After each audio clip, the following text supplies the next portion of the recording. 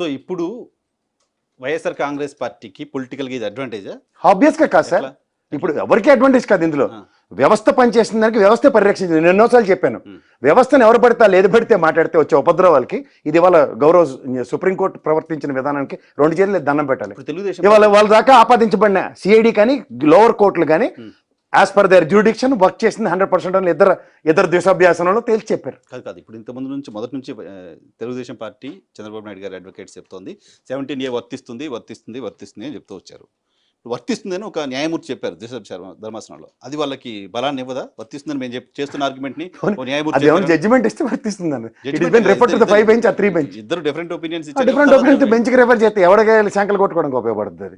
అందుకే తెలుగు తక్కువ మేళానికి 30% కమిషన్ కాకుండా పని చేయమని చెప్పండి. ఎవరు సార్ 30% కమిషన్ చెప్పండి, అది తేల్చేయండి. ఎవరు తెలుస్తారు, వాళ్ళందరికీ తెలుసు. అది జిగ్గుమంటుంది ప్రతిసారి. మళ్ళీ మన పేర్లు చెప్పడం ఎందుకు? కాదు అంటే వాళ్ళు చేస్తున్న ఆర్గ్యుమెంట్కి బలం చేకూరలేక బోస్ చెప్పినట్టు కాదా ఇప్పుడు అన్న? ఏం వరకు ఉపయోగం? ఇప్పుడు 35 మార్కులకి పాస్ అవ్వాలి సార్. 30 మార్కులు మాస్టర్ గారు ఇచ్చిన క్వశ్చన్స్ వచ్చాయి, మీరు 30 వచ్చాయి, మిగిలిన 5 మార్కులు మీ దగ్గర సబ్జెక్ట్ లేదు. ఏమవుతుంది? ఎగ్జామ్ ఫెయిల్ అయినట్టు అవుతుందా, పాస్ అయినట్టు అవుతుందా? అంటే ఇప్పుడు అనిరుద్ధ్ బోస్ కూడా 17A వర్తించదు అని చెప్పారనుకోండి, చంద్రబాబు నాయుడు గారికి ఇబ్బందులు ఉండేవి కదా. వాళ్ళిద్దరు దిశాభ్యాసం వాళ్ళు జడ్జిమెంట్ ఇచ్చుంటే కదా. ఇప్పుడు ఇద్దరులో ఒకరు వైసీపీ లేకపోతే ఏపీసీఐడి చేస్తున్న ఆర్గ్యుమెంట్ ని, ఒకటి చంద్రబాబు నాయుడు గారు చేస్తున్న ఆర్గ్యుమెంట్ ని యాక్సెప్ట్ చేశారు. తప్పండి. అలా నేను ఎప్పుడు ఆ విధంగా ఆపాదించి చెప్పకూడదు. చంద్రబాబు నాయుడు గారు మీరు కూడా అలా చెప్పొద్దు. ఎందుకంటే మీరు కొన్ని టెరిటరీస్ ఉంటాయి సార్. ఇందులో ఆ దిశాభ్యాసంలో కూర్చున్న వాళ్ళు ఇద్దరు వీళ్ళ తరఫు న్యాయవాదులు కాదు, న్యాయమూర్తులు కూడా కాదు. తప్పది. ఆ విధంగా ఆపాదించడం కూడా గౌరవ న్యాయస్థానాన్ని మనం అవహేళన చేసినట్టు. ఆ తరపు న్యాయమూర్తులు చేసిన ఆర్గ్యుమెంట్ ని, న్యాయవాదులు చేసిన ఆర్గ్యుమెంట్ ని జడ్జి యాక్సెప్ట్ చేసినట్టు కదా సార్. ఇందులో ఒక కాంట్రడిక్షన్ ఉంది సార్. ఒక 17A విషయంలోనే వాళ్ళిద్దరు డిఫర్ అయ్యారు. అదర్ దెన్ దట్ రెస్ట్ వాళ్ళిద్దరు ఒకే తాటి మీద ఉన్నారు. ఇప్పుడు procedure what is the procedure has taken place అన్న దాని మీద వాళ్ళిద్దరు ఏకతాటి మీదే ఉన్నారు. ఒక్క దగ్గర ఏంటంటే 17A ఒకరు వర్తిస్తుందని ఇంకోళ్ళు వర్తించదని వాళ్ళకున్న టెరిటరీస్లోను, వాళ్ళకున్న జ్యూరిడిక్షన్స్లోను, వాళ్ళకున్న ఫ్రేమ్లోను ఖచ్చితంగా వాళ్ళు చెప్పిన ఆర్గ్యుమెంట్స్ జస్టిఫైడ్. అంట్లన్ దెన్ అందుకే చూడండి, ఎప్పుడైనా సరే single and double benches 90% chance sir ఎప్పుడు రిఫర్ చేయబడుతూ ఉంటాయి. దిస్ అనదర్, నేను అందుకే ముందు నుంచి చెప్తాను, ఇది another twist what they have done అండి.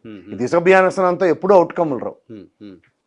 సో ఇప్పుడు ఒకటి నైతికంగా ఏంటంటే ఎఫ్ఐఆర్ కరెక్టే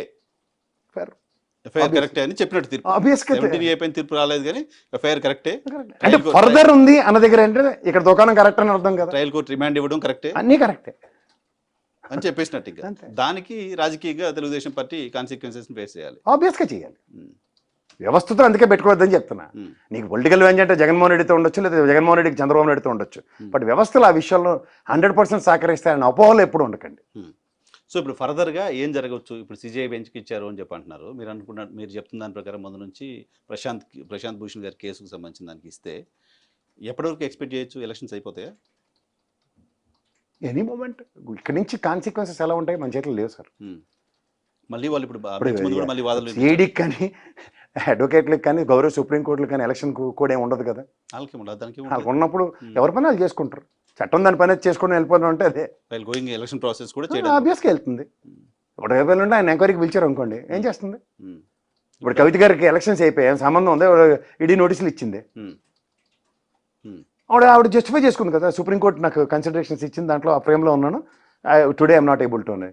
ఆయన కేజ్రీవాల్కి 4 రూపాయలు బట్టి ఎంట పెడుతున్నారు. ఆయన వెసులుబాట్లు ఆయన తీసుకుంటాడు. జరుగుబాటు అంత సుఖం ఎప్పుడూ బాగానే ఉంటుంది. జరుగుబాటు కానప్పుడు వ్యవస్థ చేసే పనికి ఆన్సరబిలిటీ అనేది చాలా ఇంపార్టెంట్. ఎందుకు ఇంత డిలే అవుతుంది ప్రసాద్ గారు? మీకు ఏమనిపిస్తుంది? 17A పైన అక్టోబర్ నుంచి మొదలైన వాదనలు పూర్తయి కూడా మనం 150 కోట్ల మంది ఉన్నామండి. మొన్న అనుకుంటాను 4 రమణ అనుకుంటాను తీర్పుల బదులు మొత్తం రిక్రూట్మెంట్ సెల్ ఓపెన్ చేసి బ్రహ్మాండంగా రిక్రూట్ చేసి వెళ్ళాడు. కాస్త నయం గుడ్లో మెల్ల. అంత మునుపు దాకా ఒక బెంచ్ కాన్స్టిట్యూట్ చేయడానికి రోస్టర్లు చూసుకొని వేయడానికే తెల్లారిపోతుంది ఒక్కొక్కరికి. టేబుల్ అవడానికే సస్తనం.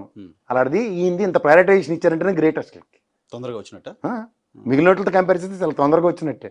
సో మొత్తం ఈ రోజు జరిగిన ప్రాసెస్, ఈ రోజు సుప్రీంకోర్టులో ద్విసభ్యత మీకు ఇంకా హైలైట్ చేసా. దీంట్లో వీళ్ళిద్దరూ కూడా వేరే వేరే బెంచ్లో ఉన్నారు. ఇప్పుడు ఆ బెంచ్లు దిగి మళ్ళీ ఈ బెంచ్కి వచ్చి కాన్స్టిట్యూట్ చేసుకొని కూర్చొని ఇవాళ జడ్జిమెంట్ ఇచ్చారు. నాకు ఈరోజు మొత్తం జరిగిన ప్రాసెస్ ఎవరికి షాక్, ఎవరికి అడ్వాంటేజ్? నేనైతే ఎవరికి షాక్ ఎవరికి లేదు కానీ వ్యవస్థలతో పెట్టుకోకరే పల్లుడు ఒకటి చేతికి ఇస్తారని చెప్తున్నాను. పెట్టుకుంది ఎవరు? ఆ? పెట్టుకుంది ఎవరు పెట్టుకుంటే వాళ్ళు, ఎవరు చెప్పండి. ఎవడు పెట్టుకుంటాడు, ఆ. అందులో ఎవడు అతీతి కాదు. ఆ. వ్యవస్థలతో పెట్టుకుంటే పల్లుడు చేతికి వస్తాయని మాత్రం తాత్పర్యం. ఈ రోజు ఆల్మోస్ట్ సెలబ్రేషన్స్ చేసుకోవాలనే పరిస్థితిలో తెలుగుదేశం పార్టీ ఎక్స్పెక్ట్ చేస్తూ వచ్చింది. కనుక సార్ మధ్యాహ్నం 1:30కి పక్క మొక్క వేసుకుంటారు కాబట్టి దానికి కూడా డబ్బులు కాకూడదు అన్నమాట. ఈ పండగతో దానికి కలిపేద్దాం అనుకున్నారు, అది కూడా కూలికి ఎట్టట్లేదు.